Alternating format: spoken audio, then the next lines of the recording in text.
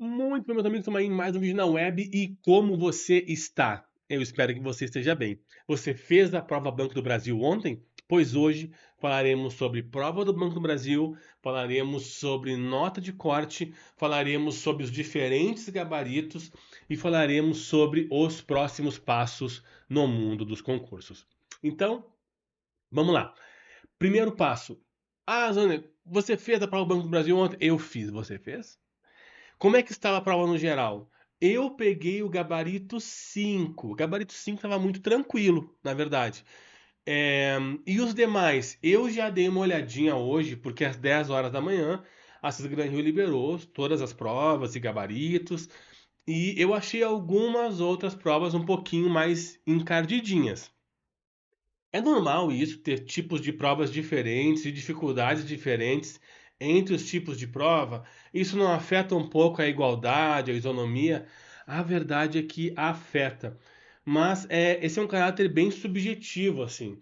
Por que eu achei que algumas provas estavam mais difíceis? Porque abordaram temas que os alunos têm um pouco mais de dificuldade de maneira geral. Mas, eventualmente, algum outro aluno não tem. Então, essa é uma celema bem difícil da gente debater e eu não analisei com profundidade todas as provas. Mas para essa nossa primeira questão, que já me perguntaram no inbox lá no Instagram, é possível sim essa realidade de provas com gabaritos diferentes, provas diferentes, aliás, e alguma prova vem um pouquinho mais difícil que a outra em uma disciplina, um pouco mais fácil. E no Banco do Brasil isso já aconteceu, inclusive na prova passada. Isso não é legal, mas isso é passível de acontecer, sim. Se eu ver se eu consigo tempo de analisar as outras provas, e se for uma questão a debater, eu trago aqui falando mais com maior profundidade sobre isso. Você pode comentar aqui embaixo se você achou a sua prova muito difícil, se você visualizou uma outra prova de um outro gabarito e achou mais fácil. Comenta aqui embaixo para eu poder saber e poder buscar também essa prova.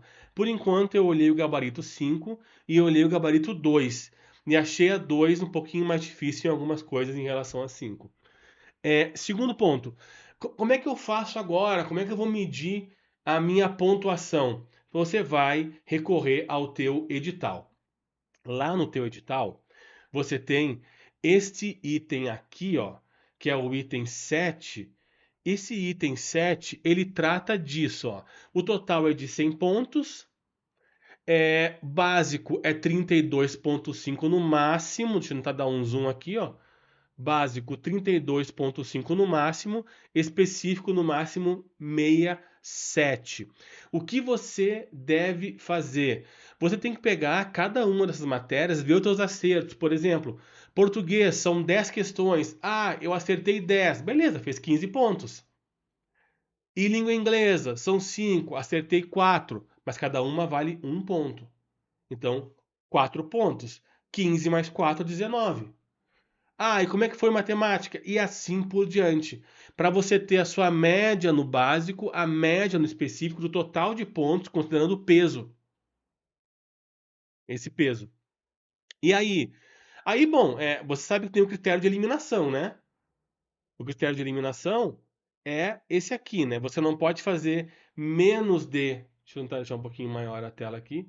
Menos de 50% das, das específicas, menos de 50 das básicas e menos de 50 do total, que você já está eliminado. E o que é muito importante? Se você zerar em alguma prova, isso é importante.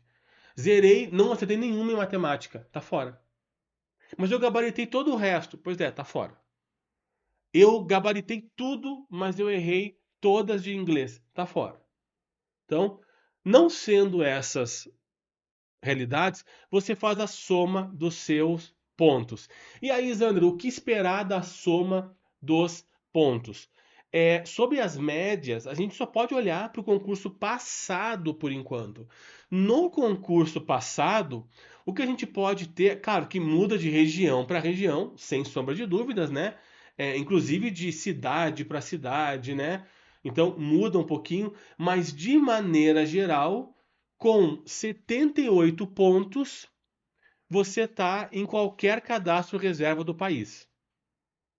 De maneira geral. De maneira geral, com 80 pontos, você está dentro da maior, já na primeira chamada de quase todas as cidades, em relação ao edital passado. Em algumas cidades, a média foi menor, claro.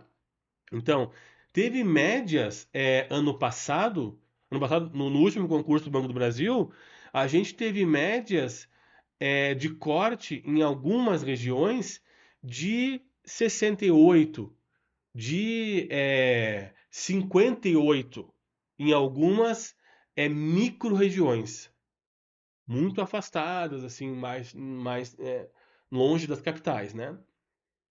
Isso vai se repetir? Não sei. A tendência é que cada vez mais as médias de corte subam um pouquinho, que a régua suba. Mas de maneira geral, você fez a somatória dos seus pontos e você está acima de 70 pontos, olha para cada. Aí depende da região. Tem esperança ainda? Tem. Está abaixo de 70 pontos? Depende muito da sua região. Se eu não me engano, essa região de 58 pontos, se eu não me engano, foi o Amapá. Mas não é a regra. A regra é ser maior o número de pontos. Então é preciso analisar isso com cuidado. De maneira geral, fez mais de 70 pontos, você está na briga, pelo menos, com o cadastro reserva.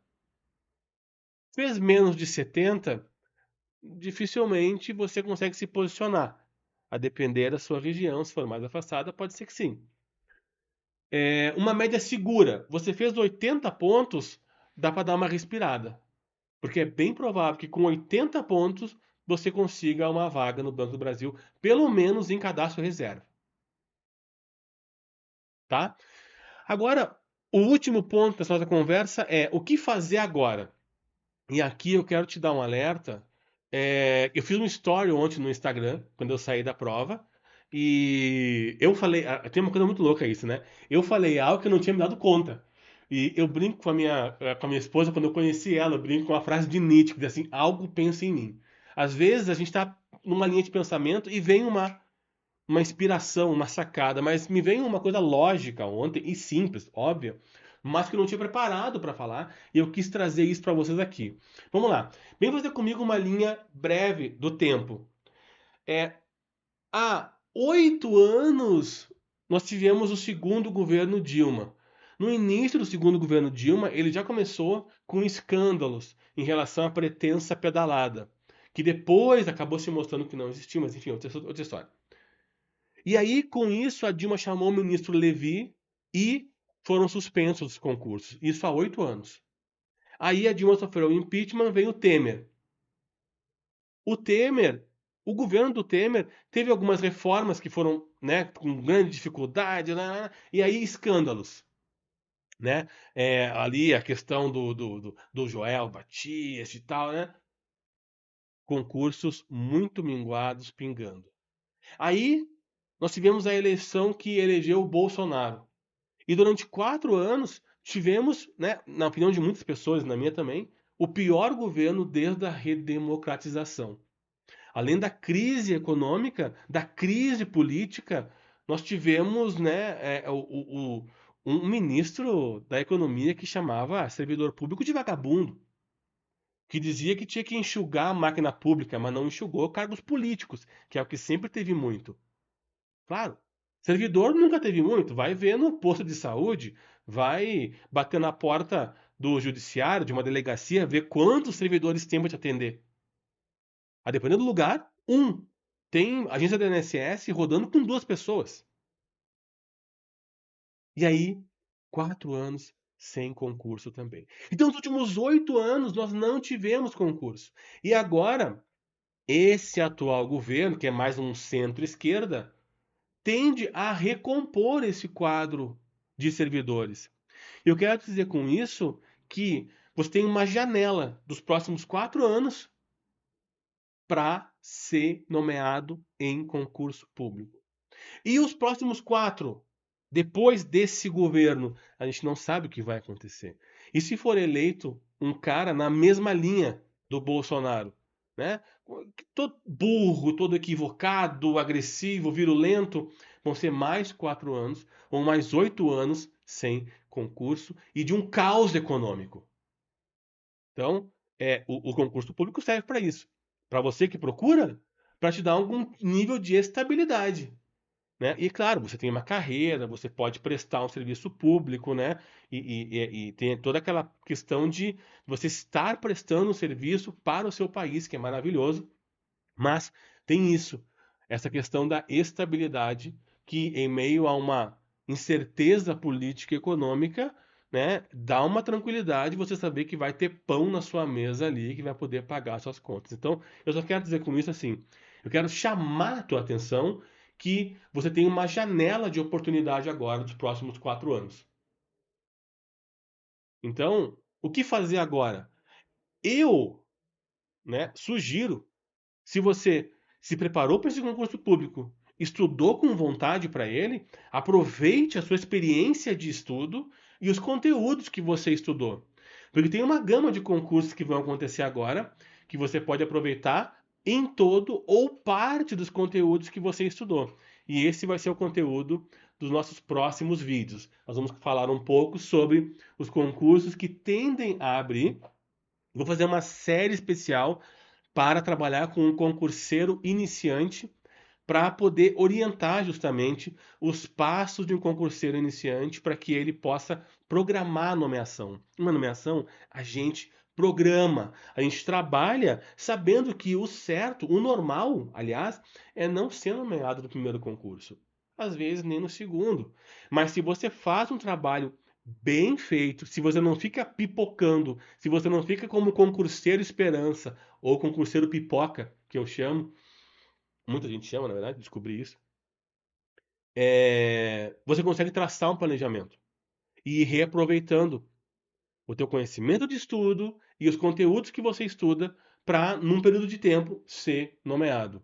E vou falar sobre isso nos nossos próximos vídeos. E você? O que você achou do concurso Banco do Brasil? Você fez esse concurso? Está estudando para outro? Comenta para mim aqui embaixo para qual concurso você está se preparando ou qual concurso você gostaria de saber mais para poder avaliar se vale a pena se preparar, porque isso pode ser a pauta dos nossos próximos vídeos. É claro, se você, né, é novo nesse canal, te inscreve, que nós faremos agora uma nova temporada de conteúdos. Dá like no vídeo também, que é super importante. A gente se fala no próximo. Um grande abraço, fique com Deus e até a próxima.